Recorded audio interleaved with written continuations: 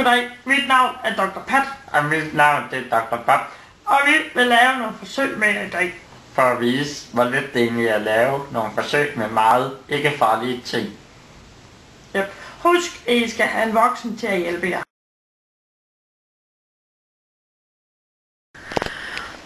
Til at starte med vil vi vise jer, hvad man skal bruge af materialer. Og vi starter med en lighter, som vi bruger til at tænde vores olielampe med. Husk, at dette skal I have voksen til at hjælpe jer med. Så skal vi bruge reagensglas, 2 styk, og vi skal bruge en reagensglas stativ og en reagensglas holder. Så skal vi bruge en skefuld og en anden måleinstrument. Så skal vi bruge en bøjet rørglas. Ja. Og vi skal bruge en prop med hul i. Så skal vi bruge noget filterpapir. Vi skal bruge en trakt. Vi skal bruge en rørpind. Vi skal bruge en gummislange. Og vi skal bruge en reagensglas renser. Og vi skal bruge et måleglas. Så skal vi bruge nogle kemikalier. Og her bruger vi natriumkarbonat. Også kaldet krystalsoda. Så skal vi have noget vinsyre. Vi skal bruge noget metylorange. Vi skal bruge noget lakmusblå. Og så skal vi bruge noget kobbersulfat. Og det vigtigste af alt, så skal vi bruge nogle briller. Ja, det er det vigtigste materiale. Altid husk briller.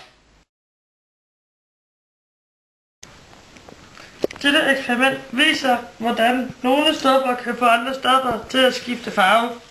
Vi har puttet noget blåt et eller andet i den her, så det er blevet lilla. Og nu skal vi så putte vinsyre i, så det skifter om til rød.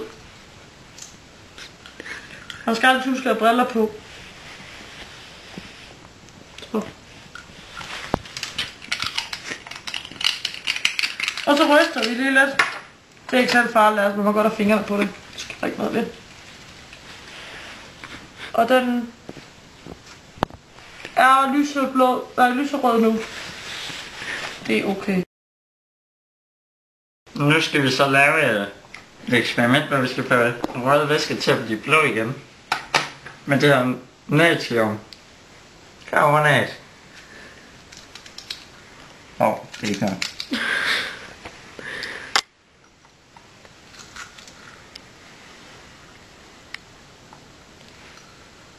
Og hvis nu man hører helt godt efter, så bobler det og syder, og det kan høres. Og ja, det er det jo heller ikke så farligt. Så vi må gerne ryste. Altså, det skal bare rystes godt igennem. Måske lidt farligt. Da der kan danse undertryk. Men så vi nu kan se, så er den blevet sådan næsten blå. Men er den ikke god nok? Jo.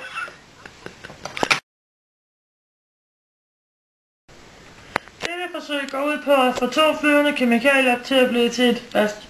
Og vi starter med at tage natriumkarbonat. Og det kan der lige op på skeen. Det gør vi så ikke.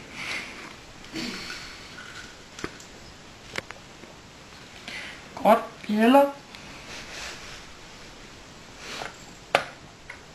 Den der, det må være nok.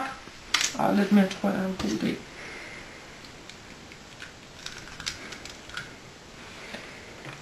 Sådan der. Og så husk at skrue låget på, for det er meget farligt det her. Og så tager vi kobbersulfat. Og så, det har sådan en flot blå farve her, hvis I kan se det. Og det hælder vi over i den anden her. Igen skal vi huske at putte låg på.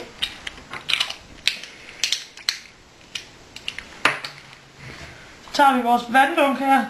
Det kan godt være, der står cola på, men man skal ikke lade sig snyde. Det er bare vand. Og så hælder vi halvt op. Nu må jeg godt tage brillerne af.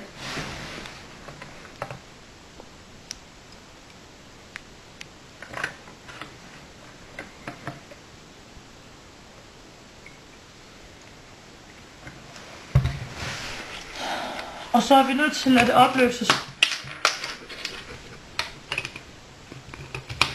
Og det gør man bare ved at tage fast fingeren der, så ryster man. Det må man ikke gøre, hvis det er voldsomme farlige kemikalier, men det er det her ikke, vi leger med. Det er jo for små børn. Og den har bare en flot hvid farve. Og den anden, den har en flot blå farve.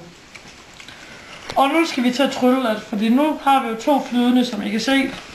Og de skal blive til et fast. Så vi tager den her og hælder over i den anden.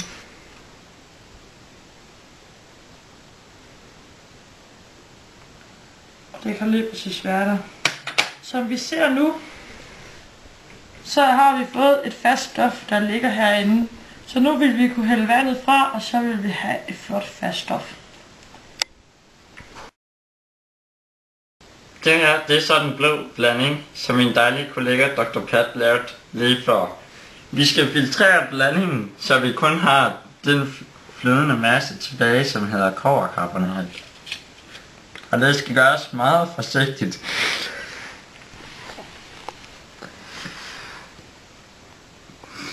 Som I kan se, så tager det så rimelig lang tid for at blive filtreret.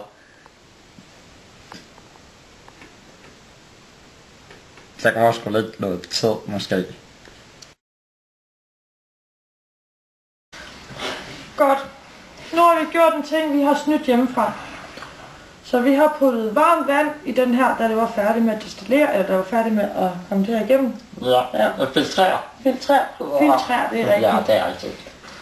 Og så har vi puttet varmt vand i, så det kun er kobberkarbonat, vi har tilbage her. Så der ikke er andre materialer i. Og nu skal vi så ned til noget lidt farligt. Tager det her filter her af. Stille og roligt. Og vi har lige et stykke papir, hvor det kan ligge og tørre på nu her. Så har vi denne flotte blå blanding, og det skal tørre. Så vi kan bruge det til et eksperiment senere. Nu har vi så fået tørret det her kobberkarbonat, som vi havde fået filtreret med varmt vand. Og nu skal vi så bruge en halv G fuld af det her. Det er sgu lidt svært at få op. En halv skefuld. Og nu skal vi så ned i blandingen, der bruger vi den anden ske ting.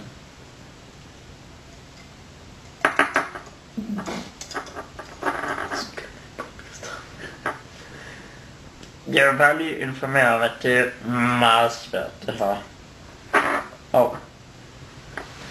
Jeg tror lige vi tager noget. Jeg tror vi tager noget mere. Aldrig for en sikkerheds skyld. Og bruge en anden.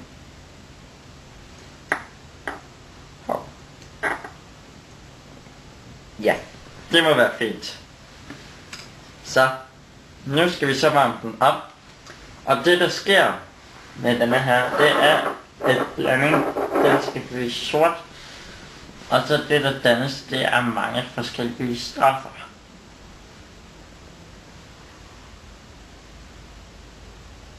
Vi skal lave nogle meget store bevægelser, så ilden den bliver fordelt over hele blandingen, fordi den er fordelt over hele reagensglasset nu.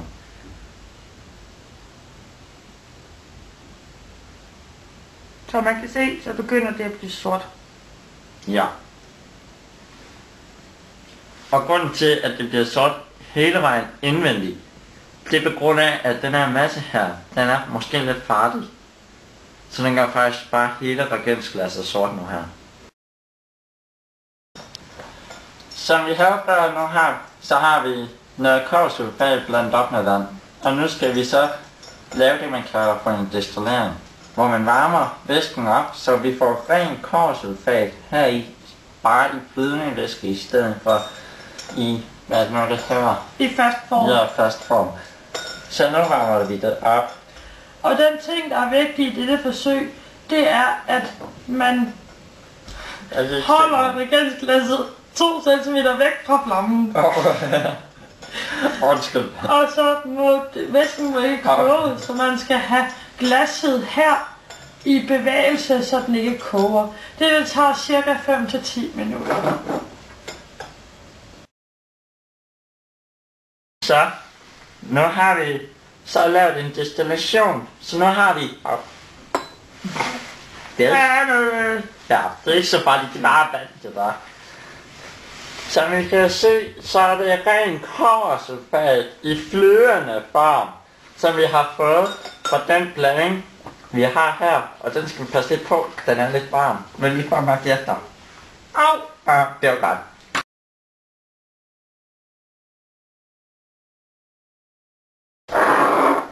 Dette eksperiment har vi taget en skefuld kobbersulfat igen.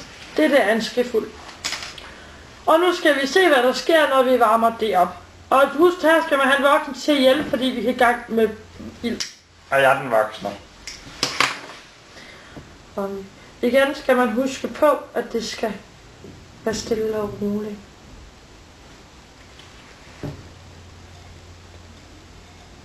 Hvis man nu hører rigtig godt efter, kan man høre, at kobbersulfaten bliver varmet op.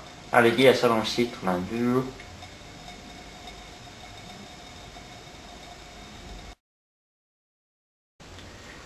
Som man så kan se, så begynder kobbersulfaten at blive hvid. Og det er det, der kommer til at ske. Fordi der er kondensvand, og vi får, og det skifter farve til hvid.